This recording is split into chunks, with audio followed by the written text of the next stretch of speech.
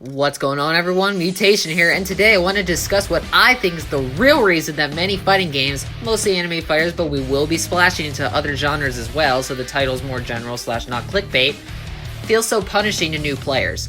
A lot of people point to the long extended combos in those anime fighters, which often take up a lot of practice and are required a bit beyond lower level competitive play. That is a valid point. However, underneath the surface lies a whole different reason which I believe gets swept under the rug. Today, we'll be talking about that reason, the problems behind the reason, some counterpoints in order to be fair, and a possible solution. Before we begin, this is my opinion.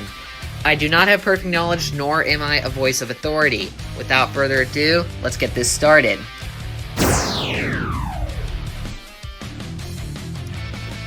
Like I said in my intro, a lot of people point to the big, long-winded combos that most of the anime fighters tend to place an emphasis on. Keyword most. Not all anime fighters have these long-winded combos. However, most of the time, with some time and practice in the lab, that part of your game can be polished. Additionally, there's a lot of different moves on different characters to keep track of, but this can also be somewhat negated by some time in the lab and a few friendlies. There is a lot to learn for both these aspects, and these games still have a high learning curve, which is a real concern for why fighting games can be really hard and punishing for new players, but one major reason lies underneath the surface.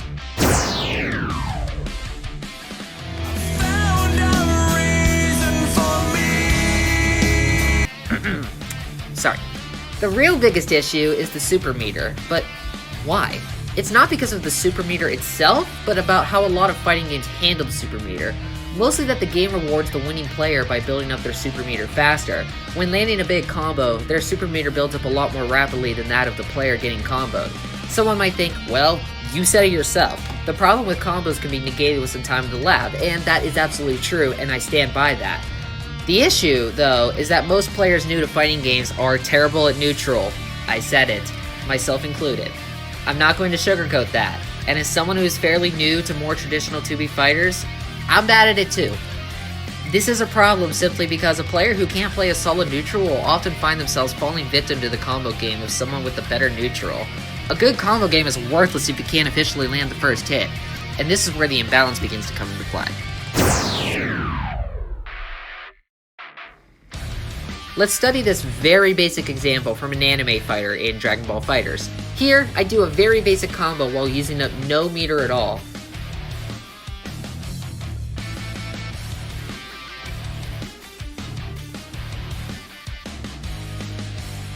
Now, I'm going to play the clip again.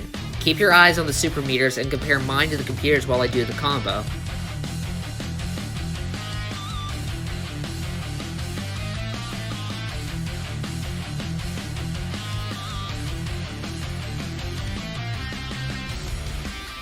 You notice how mine goes up a lot more? This is a really common theme in fighting games. It's like the game itself is punishing you for not being good at the game. It should be punishment enough that you're getting your ass kicked. Here, we have another example, this time from Skullgirls, but it's between two pro players. So they're doing a lot better combos. Delivering pain. It's pretty nuts to see how they have not adjusted their team or strategy over the course of this entire game, but it's so good. Very interesting. Admittedly, the meter game isn't as different, and Peacock started with a bit more, but that's because she was able to land a couple straight hits earlier in the match, which still validates my point. Landing more hits and winning neutral more gives you more meter. I've mostly mentioned anime fighters up to this point, but for this example, let's switch games to Street Fighter V, a much more neutral-heavy fighting game. I feel like this is appropriate just so the title is, well, a lot less clickbait sounding as I mentioned in my intro. Let's take the start of this match and quickly speed it up to the end of this footage. Do you notice how much more health and EX bar Nephew has in Samurai? Rewarded for consistently winning neutral in more ways than one. Again, I could keep going with examples, but at this point, you guys understand the idea. In order to keep this video as fair and objective as possible, it's important to list a couple counterexamples to my point.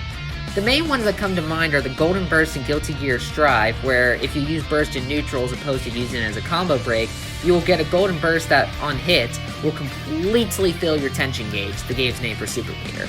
Additionally, in Dragon Ball FighterZ, you will gain a meter upon being knocked down to your last character. However, while these ideas attempt to effectively balance out this issue, in the end, they kind of fall flat on their face. The example from Guilty Gear is completely dependent on you hitting a somewhat committal option in neutral, while the one in Dragon Ball is a solid idea, but when you do the math it ends up not working out as well as the designers probably intended. Let's take the scenario where I'm down to one character while my opponent has two.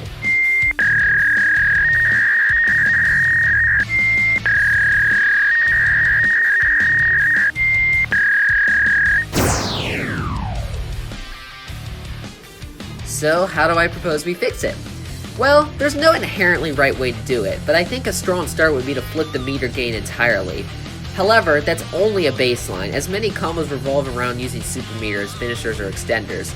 Let's refer back to the basic Dragon Ball FighterZ example. After this basic combo, the opposing player doesn't even have a full bar to their name. If we were to flip this around without any changes, it might become disadvantageous to the winning player, which is a terrible idea for a fighting game. Why should we be punished when outperforming the opponent? Instead, adjust the ratio so basic combos like that allow you to gain a full meter while giving the opponent only a little bit of more meter. That way, it gives the worst player more of a chance to stay in the game while still rewarding the winning player for being more skillful.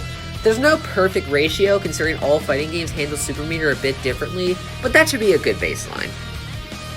I talked about a lot of things in this video, but to wrap it up in a sentence or two, new/bad players lose neutral a lot, allow their opponents the advantage state, and then fighting game super meter builds up in the opponent's favor, causing even more lopsided matches that I believe feels unfair, and then establishing a more balanced ratio for super meter would be a pretty good solution.